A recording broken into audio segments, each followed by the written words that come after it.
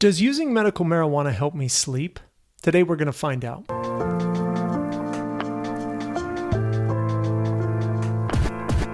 Hey guys, I'm Tim Pickett. I'm a PA who specializes in medical cannabis, and we've helped thousands of patients. This is Discover Marijuana, where we give really no-nonsense information and education about medical cannabis without the hype, and really just what we feel like is the truth. Sleep is basically one of the top three things people are using medical cannabis for. Pain obviously being the number one reason why patients use medical cannabis. But in this video, I'm going to go through the reason why people can use cannabis or do use cannabis to help them sleep, what the science says about cannabis and sleep, and how patients might use this to get off of something like Ambien or other medications they're using now for sleep because they don't like the side effects of the medications they're using. Be sure to comment below, ask questions, like, subscribe, and watch to the end for my recommendation on which strains I think are best for sleep and helping patients. All right, let's get into it. So welcome to Discover Marijuana. We're going to discuss today, can cannabis help me sleep at night? This is really just a no-nonsense approach. Sleep is, again, one of the top three reasons people are using cannabis, I would say, top three or four, pain being the most common in the United States. However, many patients are using cannabis to help them sleep better, which really translates into feeling better during the day. And they report being able to do more during the day when you have a good night's sleep. So the bottom line is we want to live better, so we want to sleep better. So how does cannabis help me with sleep? Let's get into a little bit of the science behind how cannabis plant is really a sedative and how it modulates sleep, because the endocannabinoid system is involved in sleep modulation, in both helping us get to sleep and keeping us asleep. This has been studied, and so if we can tweak the endocannabinoid system a little bit, then theoretically we can help ourselves sleep more. So sleep and cannabis go together, right? We've seen all the memes and the cartoons all over the place where somebody takes an edible and in a few hours, boom, they're locked on the couch or they're passed out on the floor, right? We all, I think, know something about relaxation and sedation and cannabis. Now, not to get too far into the science of this, but like we said before, the endocannabinoid system really modulates both and has a role to play in both falling asleep and staying asleep. And this was discussed really as THC was found in 1964 and was isolated. Early studies showed that patients were falling asleep a little bit quicker when they added THC. In 2016, again, a study about sleep stability showed that it was improving patient sleep. Interestingly, though, some studies indicate that THC in higher doses may keep you from sleeping more deeply. And this is a consideration that we'll discuss a little later in the video, how to regulate the dosing and why it's important to keep that dosing low, because it can affect how we sleep, and we don't want to ruin our sleep by taking cannabis when that's the reason why. Now, that being said, recreational cannabis has been shown to actually not be that great for sleep. And the reason is that THC and CBD can be stimulating at different doses. That psychoactivity that occurs with THC can make it hard for some people to fall asleep. It can cause anxiety to be worse. And so we're really talking about cannabis for sleep at medicinal dosages, again, these lower dosages. So there's some inconsistencies, again, with the data and the evidence out there until you get to using some form of CBD along with THC at low doses. Then the consistency of the studies, the consistency of the outcomes becomes a little more clear, and this is when people are generally reporting cannabis helping them fall asleep and helping them stay asleep. I have another video where I discuss how CBD helps THC function. If you want more details, you can click on that video.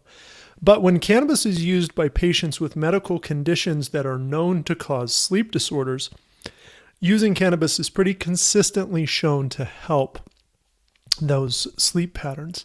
In fact, it's so popular, really, that over 90% of patients that have been surveyed report that cannabis helps them sleep better. In my practice, again, very, very common, and patients find that cannabis is helping them sleep. It's one of the first questions that I ask patients, in fact, is how are you sleeping? Because if I can get a patient sleeping better, then they tend to feel better during the day, and they tend to be able to do more of what they want to do. And that really is the first step in, making a change in a patient's life and improving their overall health. Maybe they'll eat better and reduce other prescription medications if we can get them sleeping better. So the first thing we need to ask is, are you having trouble falling asleep, or are you having trouble staying asleep through the night? This is going to help us guide the treatment plan and the recommendation. So talking about some of those common sleep problems, we have pain, PTSD, anxiety, or those racing thoughts. These are common things. For example, anxiety or PTSD might cause racing thoughts at the period of time when you're trying to fall asleep. So we want to dose the cannabis in a way that's when it's effective. Pain, on the other hand, is a more long-lasting problem, maybe more consistent, and it might wake you up in the middle of the night. So we can address that with taking maybe an oral cannabis dose so that it lasts a while through the night, 6 to 8 hours, and that will keep patients from waking up in the middle of the night. So how do we take cannabis for sleep?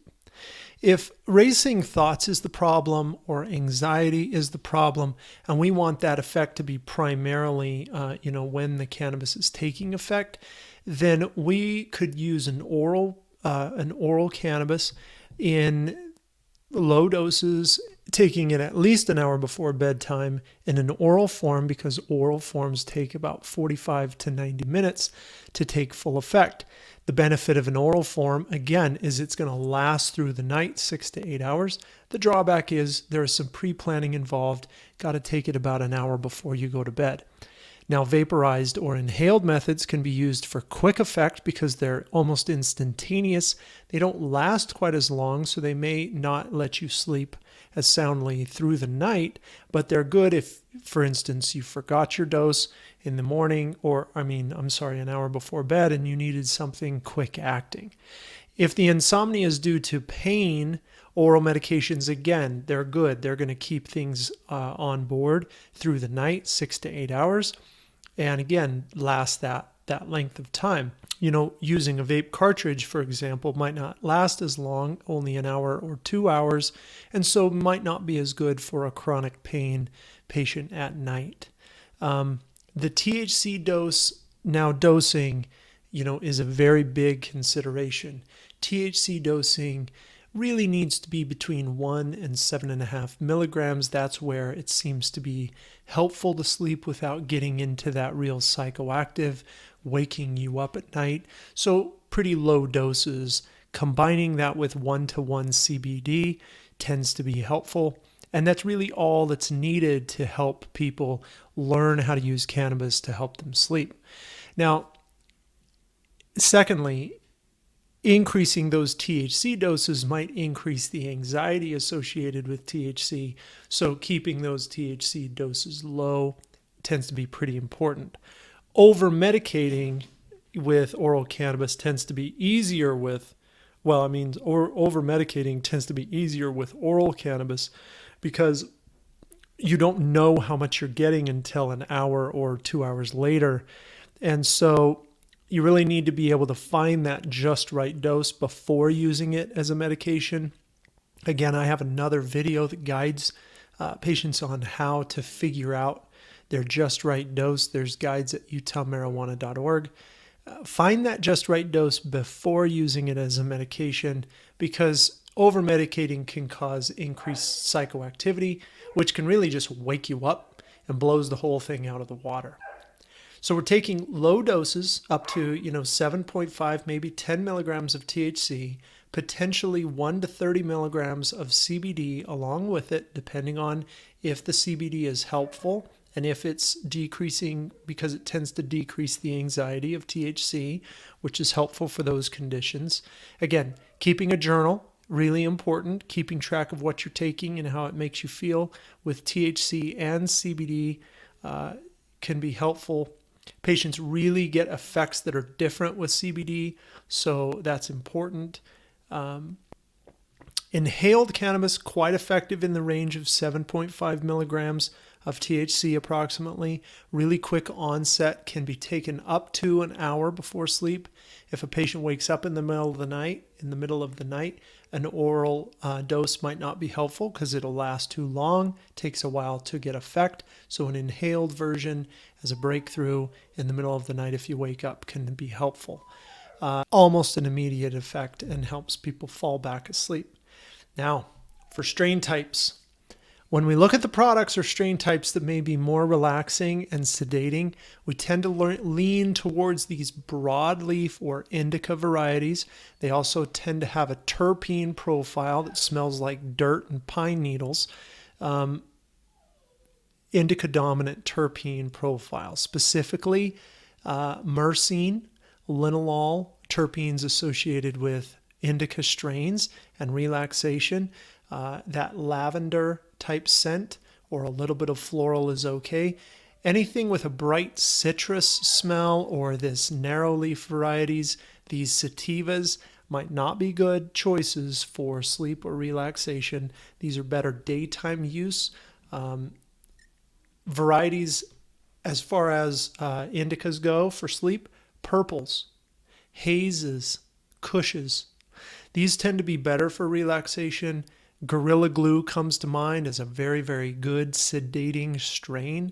Purple Haze comes to mind as far as strains that would be better for relaxation and insomnia.